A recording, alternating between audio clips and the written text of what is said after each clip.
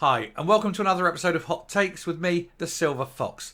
And as I've reported before, Germany is facing an energy crisis. This is down to Mad Merkel and her green policies of closing down the nuclear power stations, closing down the coal mines, and only producing energy from Russian gas. How's that working out, boys? Anyway, they seem to have found a solution and they're trying to avoid a crisis, and they may well get through winter. It's a brilliant, brilliant idea. No, they haven't found an alternative energy supply, and they haven't managed to convince people to not use as much energy. But they have managed to ensure that there will be enough energy to go round. This will be caused by German businesses going bankrupt. And it couldn't happen to a madder bunch. Let's look at this. Right, now this is not a big piece, it's just something I find amusing. I've done a couple of videos on how Germany is basically sort of shooting itself in the foot on an energy basis by following these mad, moronic green policies. And now they're going to destroy their own economy because of it. But hey, it's their business. Until they start taking all the spare capacity from every other country in Europe. Germany's got 9 borders, remember, and it's going to suck everything out of every other country that borders it just to maintain German superiority. Wouldn't be the first time. They have a history of that, don't they? Anyway, let's look. Crisis averted. The decrease in German gas use will be down to businesses going bankrupt, says an industry organisation.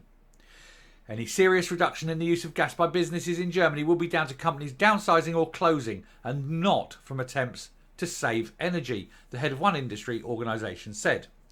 Peter Adrian, the president of the Association of German Chambers of Commerce and Industry, has claimed that there is little room left for businesses to save energy. No, because there is no... If you are a producer of a product and it takes that much energy to produce that product, your only option is stop producing that product. You cannot cut your energy costs. It's not as though you're heating an office for people and that's the, heating and lighting is your only overhead. If you need that energy to produce, then you've got to use that energy. Either you produce fewer or you close down. That's it. And if you produce fewer, you might not hit the break-even point. There are economies of scale. There comes a point where you have to maintain a minimum production value, or sometimes even a maximum. To maximise profits, you don't produce more. And it's one of these things that economists fight over.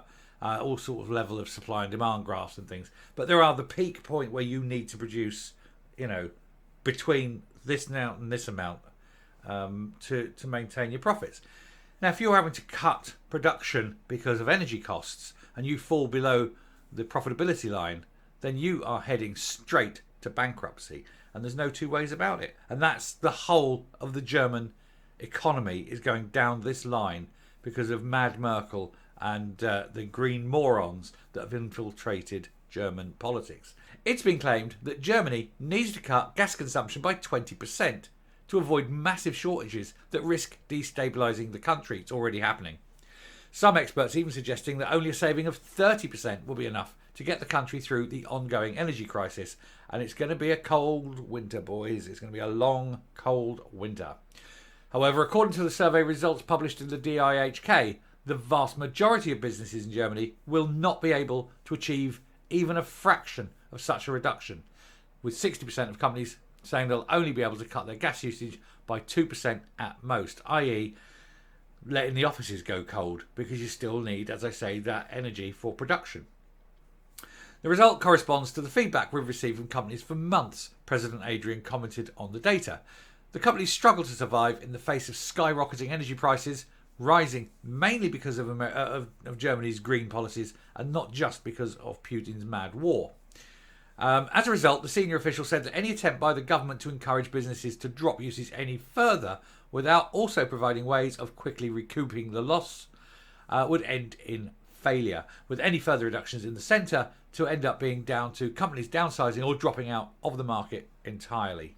And that's going to happen. This is going to be the German economy.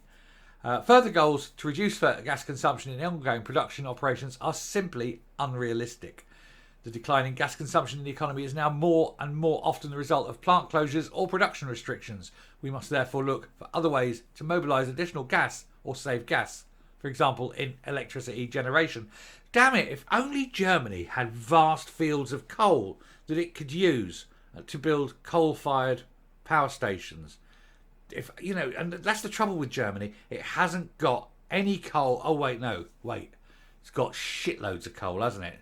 It's got tons, thousands, millions, billions of tons of coal.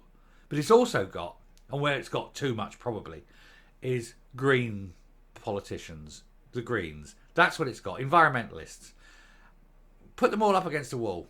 That's the best way. It's what Germany's good at, let's face it. And if you get rid of your environmentalists, you know, maybe you can save your economy and people won't starve and Granny won't freeze to death. Anyway, survey data from the DIHK appears to support such a thesis, with 16% of industrial sector respondents saying they are now looking to either downsize their operations or abandon parts of their business entirely in a desperate attempt to cut costs. Basically, the German economy is going down the toilet massively because of the energy crisis. They can't bring in liquid gas because they decided years ago that wasn't the way forward. So they're reliant more or less entirely on Putin. What a great move. Do you remember how Trump told them that was one of the most stupid things he'd ever heard? And they laughed at him. Well, they're not laughing now, are they? And any businessman knows you never have a single supplier for any product. It's called a point of weakness, a failure point. Because if that one supplier goes, your business goes. Even if it's a very good deal, you always have a second supplier who can step in for emergencies. Germany, you know, how can you be that stupid? Anyway, I'm finishing. I'm coming up and rounding off. I just thought, serves you right. In years to come, when people look back on this and historians are poring over the records in the way that historians do, they will look to several key moments in time where they went, oh yeah, that was a really bad decision, and how could anyone be that stupid? And basically, you have to blame the German people.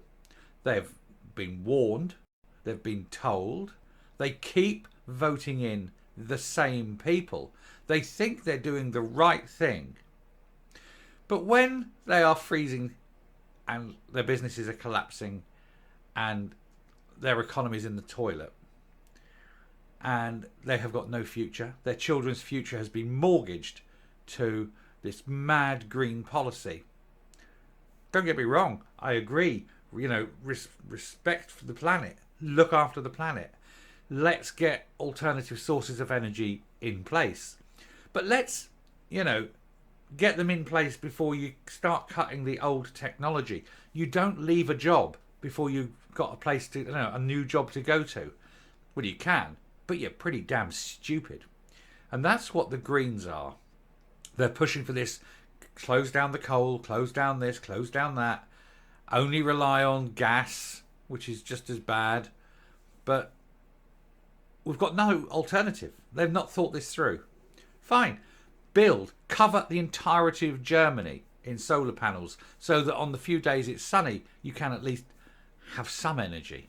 But they haven't done that.